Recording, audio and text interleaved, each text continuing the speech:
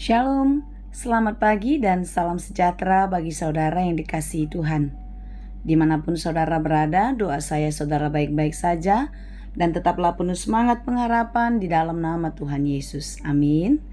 Sebelum kita melanjutkan aktivitas, marilah kita meluangkan waktu untuk mendengar dan merenungkan firman Tuhan yang menjadi kekuatan dan menjadi sumber hikmat bagi kita untuk dapat melakukan hal-hal yang baik di tengah-tengah kehidupan kita, terlebih-lebih di dalam melakukan aktivitas kita setiap hari.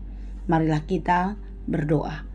Ya Allah Bapa yang maha baik yang kami sembah di dalam Yesus Kristus, terima kasih Tuhan untuk kesempatan yang setiap hari Tuhan izinkan terjadi dalam hidup kami. Kami bersyukur atas penyertaan-Mu di sepanjang malam tadi, dan hari ini kami menyerahkan seluruh kehidupan kami.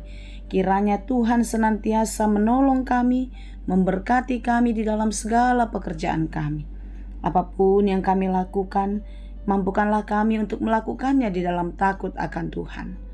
Karena jika kami melakukan di dalam takut akan Tuhan, kami percaya apa saja yang kami perbuat pasti berhasil dan berbuah dengan baik. Oleh sebab itu Tuhan, kami mau terus belajar di dalam firman-Mu. Bukalah hati dan pikiran kami untuk dapat mengerti firman Tuhan dengan baik dan dimampukan menjadi pelaku firman yang setia. Berfirmanlah Engkau ya Bapa, sebab kami telah siap mendengar. Kasih karunia dan damai sejahtera dari Allah Bapa Tuhan kita dan dari anaknya Tuhan Yesus Kristus dan Roh Kudus menyertai saudara sekalian. Amin. Firman Tuhan untuk kita pada hari ini yang ditetapkan menurut Almanak HKBP Jumat 17 Mei 2024, tertulis dalam kitab Mazmur 6 ayat 2. Dalam bahasa Batak, Psalmen onom ayat 2. Demikianlah dikatakan. Ale Jahoba, unang miau di bagasan rimasmu. Jala unang ajariau di bagasan parpiar nimurukmu. Ya Tuhan, janganlah menghukum aku dalam murka-Mu, dan janganlah menghajar aku dalam kepanasan amarah-Mu. Demikianlah pembacaan firman Tuhan. Ada sebuah keluarga yang begitu setia beribadah dan hidup taat melayani Tuhan. Lalu tiba-tiba mereka kehilangan satu-satunya anak mereka karena korban pembunuhan. Ketika itu terjadi perampokan di rumahnya. Lalu beberapa bulan kemudian, suami dari ibu yang telah kehilangan anak itu pun terkena PHK. Tentu mereka sangat sedih. Kejadian yang terjadi di dalam kehidupan mereka sangatlah memilukan. Tragedi kehilangan anak satu-satunya, ditambah lagi kehilangan pekerjaan. Sepertinya tidak ada sesuatu hal pun yang dapat mengobati luka dan kepedihan hati mereka. Mengapa? Mengapa hal ini terjadi menimpa kehidupan keluarga yang setia dan takut akan Tuhan? Mengapa seolah-olah Tuhan tidak bertindak menolong mereka? Lalu, sampai berapa lama lagi keluarga ini harus mengalami pergumulan? Saudara yang dikasihi Tuhan, jika hal ini terjadi di tengah-tengah kehidupan kita, mungkin kita juga akan bertanya, mengapa? Mengapa? Mengapa ya Tuhan? Dan tentu pertanyaan mengapa ini merupakan suatu ungkapan ketidakpuasan, protes kepada Tuhan. Karena kita merasa sudah begitu baik, taat, setia, dan terus mengandalkan Tuhan. Tapi mengapa persoalan selalu datang? Saudara yang dikasihi Tuhan, berulang-ulang saya mengatakan di dalam khotbah-khotbah saya, perbuatan baik kita, ketaatan kita, kesungguhan kita memuji Tuhan dan setia percaya kepadanya, tidak menjadi satu jaminan kita tidak mengalami kesulitan, tidak menghadapi pencobaan. Tetapi di dalam berbagai pencobaan itulah ketaatan dan kesetiaan kita diuji. Iman kita dimurnikan. Saudara, demikianlah halnya renungan kita pada hari ini.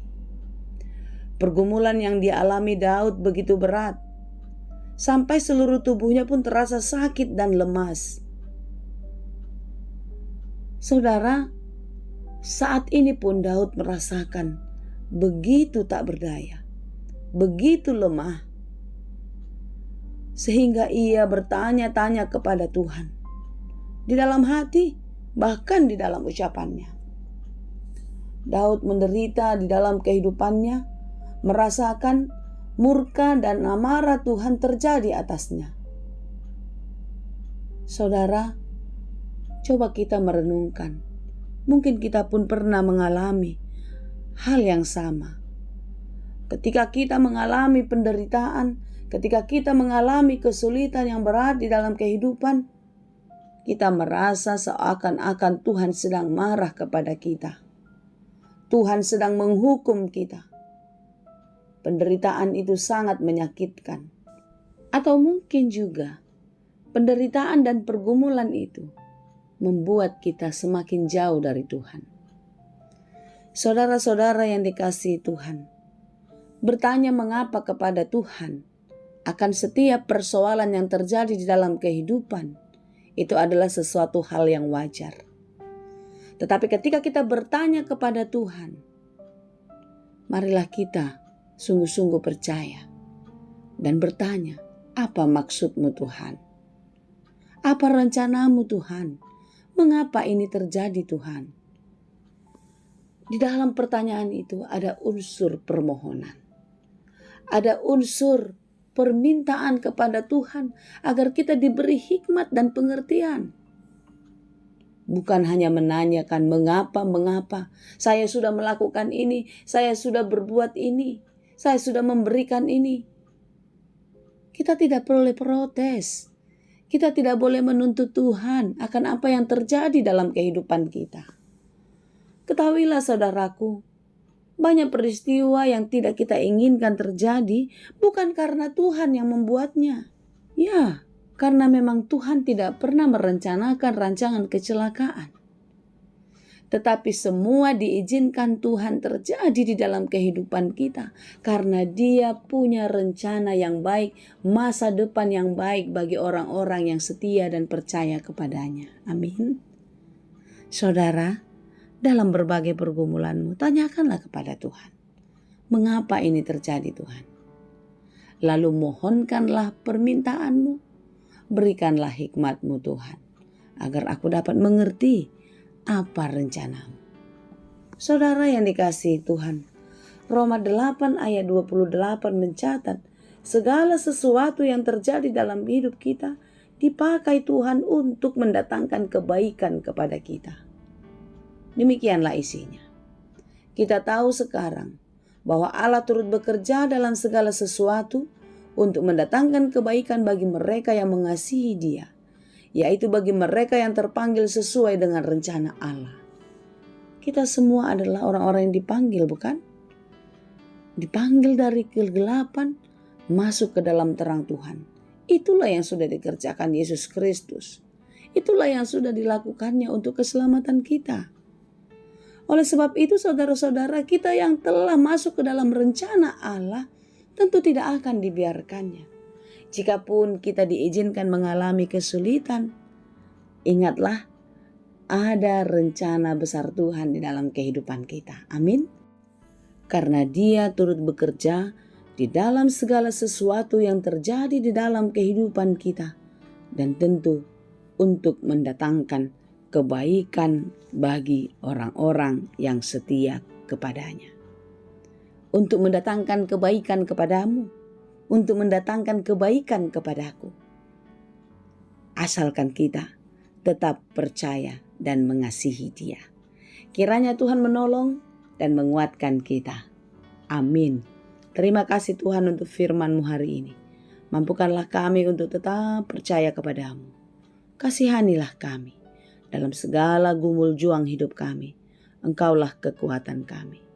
Kasihani kami, mampukan kami untuk tetap kuat menjalani hidup ini. Terima kasih Tuhan. Di dalam Yesus kami berdoa. Anugerah Tuhan kita Yesus Kristus, kasih karunia Allah Bapa, dan persekutuan Roh Kudus, itulah kiranya yang menyertai dan memberkati kamu sekalian. Amin.